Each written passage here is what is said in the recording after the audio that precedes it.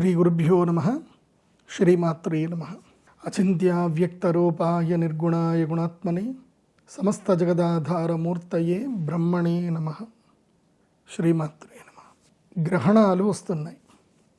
అయితే మొట్టమొదటిగా మనం తెలుసుకోవాల్సిన విషయం ఏంటంటే, చాలామంది మనల్ని కొంచెం ఏమారుస్తారు, పూర్తిగా జ్ఞానం లేనటువంటి వాళ్ళు. గ్రహణాలు ఎక్కడ ఏర్పడినా, ఈ భూప్రపంచంలో ఎక్కడ గ్రహణం పడినా దాని యొక్క ప్రభావము కనపడే చోట 100% ఉంటుంది, దాదాపుగా కొంచెం కనబడే చోట 50% ఉంటుంది, అసలు కనబడిన చోట 25% ఉంటుంది. గ్రహణం కనబడే చోట గ్రహణ నియమాలు వర్తిస్తాయి, కనపడని చోట గ్రహణ నియమాలు వర్తించవు. కేతుగ్రస్త సూర్యగ్రహణం సంభవించబోతుంది. ఇది మన దేశంలో కనబడదు. అయితే ఇది ఏ ఏ రాష్ట్రాల వారికి ఎలాంటి ఎఫెక్ట్ ఇస్తుందని చెప్పే ముందు ఫస్ట్ మనం ఏం తెలుసుకోవాలంటే, ఈ గ్రహణం వల్ల ప్రభావం ఏంటి. మొట్టమొదటిగా ఇది సింహరాశిలో జరగబోతుంది కాబట్టి మొత్తం ప్రపంచవ్యాప్తంగా ఉండేటువంటి రాజ్యాధికారాలన్నీ కూడా నష్టపోతారు. ప్రపంచవ్యాప్తంలో ఎవరైతే కింగ్స్, కింగ్డమ్స్, తర్వాత ప్రెసిడెంట్స్ ఎవరైతే ఉన్నాయో వీళ్ళందరి మధ్యన గొడవలు వస్తాయి. అంటే ఇది ఒక విధంగా ప్రపంచ యుద్ధానికి ఇది కీలకమైనటువంటి పాత్ర వహిస్తుంది. ఇది చాలా కీలకమైన సూర్యగ్రహణం. దీని తర్వాత కరెన్సీ, ఆయిల్, గోల్డ్, ఈ మూడు చుట్టే ప్రపంచం అంతా తిరుగుతుంది. సో కరెన్సీ వాల్యూ పెరుగుతూ ఉంటుంది, ఆయిల్ వాల్యూ పెరుగుతూ ఉంటుంది, గోల్డ్ వాల్యూ తగ్గుతూ ఉంటుంది. గోల్డ్ వాల్యూ పెరుగుతుంది, ఆయిల్ తగ్గుతుంది, కరెన్సీ వాల్యూ తగ్గుతుంది. So dollar currency and oil ఒకవైపు ఉంటే బంగారం ఇంకోవైపు, బంగారం వెండి ఇద్దరు కలిసి ఇంకోవైపు యుద్ధం చేస్తూ ఉంటారు. సో ఈ యుద్ధము రెండు metals, currency and oil commodity, ఈ నాలుగిటికి మధ్యన ఈ యొక్క యుద్ధము జరుగుతూనే ఉంటుంది. ఇది మనకు కనబడే యుద్ధం. ఇక మనకు కనబడని యుద్ధం అంతా కూడా వేరే, ఇంకా మనుషులు కొట్టుకోవడము, బాంబులు వేసుకోవడము, వాళ్ళని వీళ్ళు ఇది చేసుకోవడము, రవాణా వ్యవస్థ దెబ్బతినడము, ఇన్ఫ్లేషన్ పెరగడము, ఇలా ఉద్యోగాలు, చాలామంది ఉద్యోగాలు కోల్పోతారు. ఒకటి బటర్ఫ్లై ఎఫెక్ట్ అంటారు దీన్నే. ఎక్కడో ఏదో జరిగితే మనకు సంబంధం లేకుండా మన పిల్లాడు ఉద్యోగం పోతుంది. నీ ఉద్యోగం ఎందుకు పోయిందిరా అంటే అక్కడ ఉద్యోగం వచ్చింది కాబట్టి పోయింది. ఇక్కడ ఆటోమేటిక్గా సడన్గా పప్పుల రేట్లు, బియ్యం రేట్లు పెరిగిపోతాయి. అక్కడెక్కడ యుద్ధం వస్తే ఇక్కడ ఎందుకు పెరిగింది అని అంటే కరెన్సీ వాల్యూ పెరిగిపోయింది, డాలర్కి రూపీ వాల్యూ పెరిగిపోయింది కాబట్టి మన దగ్గర కూడా వాల్యూ పెంచేస్తున్నారు. అట్లా పెరిగిపోతూ ఉంటాయి. ఎందుకోసం అంటే ఇప్పుడు వాస్తవంగా చెప్పాలంటే బంగారం ధర, ఈ రోజుకి బంగారం ధర వాస్తవమైన ధర ఏంటంటే 1,10,000. ఇది 22 గ్రాములు కొనుక్కోవడానికి 24 క్యారెట్ల బంగారం 1,10,000 ఇవాళ వాల్యూ. కానీ మన మార్కెట్లో కనుక చూస్తే 1,40,000, 40,000 దగ్గర ఉంది. ఎందుకు ఉంది అని అంటే మన వాళ్ళు 20% ఇంపోర్ట్ డ్యూటీ వేశారు కాబట్టి దాని వాల్యూ ఎక్కువ ఉంది. ఎందుకోసం అంటే డాలర్కి ఈక్వల్గా మన యొక్క కరెన్సీ నడవాలి కాబట్టి దీని యొక్క రేట్లు పెంచుకుంటూ వెళ్తారు. అట్లాగే భవిష్యత్తులో పప్పు దినుసులు కానీ అన్ని ధరలు, ఇంకా ఏవైతే రైతులకు ఏదైతే కావాల్సిన కెమికల్స్ కానివ్వండి, అన్నిటి ధరలు పెరిగిపోతూనే ఉంటాయి. సో దాంతో రియల్ ఎస్టేట్ ధరలు కూడా పెరుగుతాయి, భూముల ధరలు పెరుగుతాయి. అంతే. చూడండి, ప్రపంచం మొదలైనప్పుడు అంటే ఒక 200 ఏళ్ల క్రితము అదే బంగారము, అవే వస్తువులు, అదే బియ్యము, అదే పప్పులు అప్పుడు రూపాయికి దొరికేటివి. అప్పుడు బంగారం ఎంత 2,000కు 3,000కు దొరికేది. ఇప్పుడు ఆ బంగారం కాస్త 1,40,000కి వెళ్ళింది. కానీ అదే బంగారం ఎక్కడ వస్తుంది అని అంటే ఈ యొక్క దేశ రాజకీయాలు కొట్టుకోవడం వల్ల, కరెన్సీ వాల్యూ మార్పు వల్ల మెటల్స్ వాల్యూ, ధాన్యం వాల్యూ పెరుగుతుంది. సో దీన్ని మీరు బాగా అర్థం చేసుకోవాలి. అర్థం చేసుకుంటేనే అవి ఎప్పుడెప్పుడు జరిగాయంటే మళ్ళీ మీరు రీసెర్చ్ చేయండి. జెమినీ ఏఐకి వెళ్ళి, చాట్‌జీపీటీకి వెళ్ళి రీసెర్చ్ చేయండి. గ్రహణాలకి బంగారము ధర పెరగడానికి మధ్యన ఏదన్నా లింక్ ఉందా అని అడగండి. మీకు చాట్‌జీపీటీ కానీ ఏఐ కానీ మంచిగా నీట్గా ఆన్సర్ ఇస్తుంది. ఎప్పుడెప్పుడు గ్రహణాలు ఏర్పడతాయో అప్పుడప్పుడు యుద్ధాలు వస్తాయి. యుద్ధాలు వచ్చినప్పుడు ఆటోమేటిక్గా బంగారం వాల్యూ పెరిగిపోతూ పోయిందనమాట. ఒకప్పుడు సినారియో ఏంటంటే యుద్ధం వస్తే గోల్డ్లో ఇన్వెస్ట్మెంట్ చేసేవాళ్ళు, ఇప్పుడు మారింది. యుద్ధం వస్తే ఇప్పుడు డాలర్లో ఇన్వెస్ట్ చేస్తున్నారు. సో సినారియోస్ మారుతూ ఉన్నాయి. సో ఇది బాగా తెలుసుకోండి.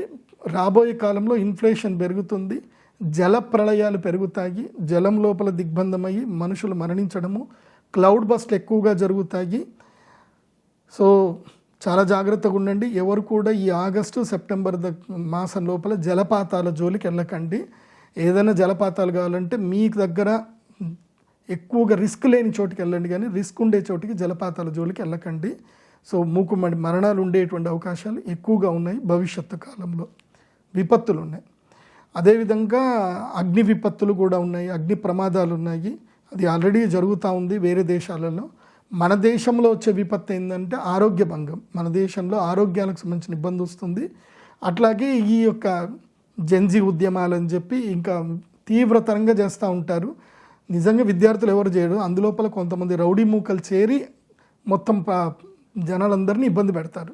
సో వాళ్ళ స్వార్థం కోసం చేసే దాంట్లో చాలామంది అమాయకులు బలయ్యే అవకాశాలు భవిష్యత్తులో ఉంటాయి. కాబట్టి చాలా జాగ్రత్తగా ఉండండి, ప్రభుత్వాలు కానివ్వండి, ఎవరైనా కానివ్వండి. ఇక రాశుల విషయానికి వస్తే ఏ రాశుల వారికి గ్రహణం వల్ల ఏమేం జరగబోతుందనే విషయాలు తెలుసుకుందాం. మొట్టమొదటిగా ఎవరెవరికైతే ఈ యొక్క గ్రహణము అదృష్ట యోగం మంచిగా ఉంది అనేది కనుక తెలుసుకోవాలి అంటే ఇక ఫైనల్గా కన్యారాశి. కన్యారాశి కూడా ఆల్మోస్ట్ వీళ్ళది కూడా డీజే టిల్లు జాతకం లాంటిదే. వీళ్ళు లేనిపోని పంచాయతీలని తీసుకొచ్చి నెత్తి మీద పెట్టుకుంటారు, మంచితనానికి పోయి అంత నాశనం అవుతారు. కాబట్టి ఆగస్టు 12 నుంచి సెప్టెంబర్ 1వ తారీఖు వరకు ఏ పని చేయకండి. మీరు రెగ్యులర్గా చేసుకునే పని చేసుకోండి అంతే. అంటే కొత్త పనులు చేయకండి, ఫినాన్షియల్ డీల్స్ వద్దు, ఎవరికి సహాయం చేస్తామని ఎవరికి మాట ఇవ్వకండి, దూర ప్రయాణాలు చేయకండి. తీర్థయాత్రలు చేస్తే చేయవచ్చు, ఒంటరిగానే చేయండి, ఫ్యామిలీతోటి ఎక్కడికి వెళ్ళకూడదు.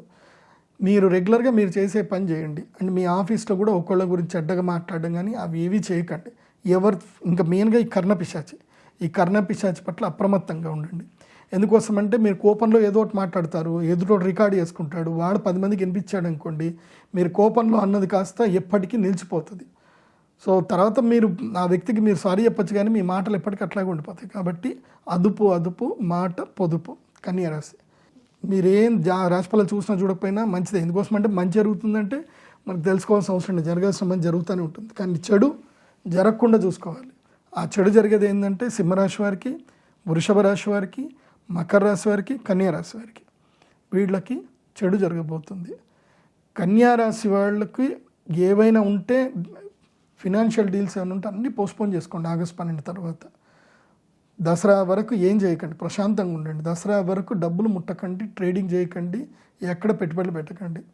ఎవరు ఏదైనా సరే నమస్కారం పెట్టండి, ప్రశాంతంగా నమస్కారం పెట్టి తర్వాత చూద్దామని చెప్పండి. బ్యాడ్ టైం దాటిన తర్వాత వచ్చిన వాడు గుడ్ పర్సన్ బ్యాడ్ పర్సన్ నీకు తర్వాత తెలిసిపోతుంది. బ్యాడ్ టైంలో ఒక బ్యాడ్ పర్సన్ వచ్చాడనుకో, నువ్వు చేసావు అనుకో, అయిపోతుంది. నువ్వు ఆ 2 months క్వైట్గా ఉన్నావు అనుకో, ఆ 2 months తర్వాత నీకు గుడ్ టైం స్టార్ట్ అయినప్పుడు ఈ వచ్చిన పర్సన్ నీకు బ్యాడ్ పర్సన్ క్లారిటీ అప్పుడు వస్తుంది, అప్పటిదాకా రాదు. అంతే. మన పక్కనే మనని మోసం చేసేవాడు ఉన్నా, మనకి బ్యాడ్ టైం ఉంటే వాడు మన నెత్తి మీద చేయబెడతానే ఉంటాడు, వాడు మనల్ని కొడతానే ఉంటాడు, వాడు మనల్ని మోసం చేస్తూనే ఉంటాడు. కానీ మనం రిలీజ్ కాదు until good time comes. Good time వస్తే అమ్మ వీడా నన్ను ఇన్ని రోజులు ఇంత మోసం చేశారా అని చెప్పి అప్పుడు రియలైజ్ అవుతాం. అది అంతే. సో ఎవరో ఒకళ్ళు మంచోళ్ళు వచ్చి మనకు చెప్తే తప్ప మనకు తెలియదు. సో ఆ సిచ్యువేషన్ ఇప్పుడు కన్యా రాశి వాళ్ళకు ఉంది, అట్లాగే మకర రాశి వాళ్ళకు ఉంది. ప్రశాంతంగా ఉండండి, ఓపికగా ఉండండి. తర్వాత నేను చెప్పేది ఏంటంటే ఈ 4 రాశుల వాళ్ళు ఎవరైనా, ఈ 4 రాశుల్లో భార్యాభర్తలు ఉన్నారు. ఇప్పుడు వృషభం, మకరం, లేదా సింహం, మకరం, సింహం వృషభం, సింహం కన్య, ఇట్లా ఎవరైనా భార్యాభర్తలు ఉన్నారు అనుకోండి, ఈ 48 రోజులు ఒకళ్ళతో ఒకళ్ళు మాట్లాడుకోకండి, రియాక్ట్ అవ్వకండి. ఆ గురుగారు చెప్పారుగా మన ఇద్దరికి టైం బాగలేదు, సో నువ్వు నేను ఇద్దరం గొడవ పెడతామని చెప్పి కనీసం కొన్ని రోజులు దూరం అయినా ఉండండి, లేదంటే దేనికి రియాక్ట్ అవ్వకండి. సో ఇది రాశి ఫలాలు, ఇది సూర్యగ్రహణానికి సంబంధించి. ఎవరైనా సరే తమ ఈ పూజకు రాలేకపోతున్నారు, ఎందుకోసమంటే డైరెక్ట్ అటెండ్ అవ్వడానికి 100 మందికి మాత్రం అవకాశం ఉంటుంది. గోత్రనామాలకి ఎంతమందికైనా ఇస్తాం అవకాశం, అది కూడా 100 మందికి, అంతకన్నా ఎక్కువ గోత్రనామాలు చదవలేము. కాబట్టి మీరు date of birth, time, place మీరు చూసుకొని మా వెబ్సైట్లో ఆర్డర్ చేసుకుంటే మీకు హోరోస్కోప్ వస్తుంది. మీ జన్మ నక్షత్రం చెప్పాలి, మీ పేరు, మీ గోత్రం ఒక్కళ్ళది. అంటే ఇప్పుడు ఉదాహరణకి నీది సింహరాశి ఉంది, నీ పేరు, నీ గోత్రం, నీ జన్మనామం పేమెంట్ చేసేసేయండి. మీ పేరు మీద చదివి మీకు రావుకేతు లాకెట్ మీకు పంపించడం జరుగుతుంది. అట్లా మీరు పరిహారాలు చేసుకోండి. ఆన్లైన్ ద్వారా పరిహారాలు కూడా చేయించుకోవచ్చు. మీ గోత్రనామాలు అయితే చదువుతాం. సో ఇదండి గ్రహణానికి సంబంధించిన వివరణ. కాబట్టి పండితులు, గొప్పవాళ్ళు, శాస్త్రజ్ఞులు అనవసరంగా నోరు పారేసుకోకండి. మీరు వశిష్ఠ సంహిత చదవండి. గ్రహణ ప్రభావము, గ్రహణం పర్వకాలం అవునా కాదా అని మీకు తెలుస్తుంది. అట్లాగే రావణ సంహిత కూడా చదవండి. అందులోపల చాలా విషయాలు కూడా ఉన్నాయి. గ్రహణ సమయంలో చేయవలసిన విధి విధానాలు ఉంటాయి. అది గ్రహణం మన దగ్గర సంభవిస్తే ఇంకెక్కువ ప్రభావం ఉంటుంది. మన దగ్గర సంభవించకపోయినా దాని యొక్క ప్రభావం అయితే 70% మన దగ్గర ఉండే అవకాశాలు ఉంటాయి. దీన్ని గుర్తించండి. సర్వే జన సుఖినో భవంతు. శ్రీమాత్రే నమః.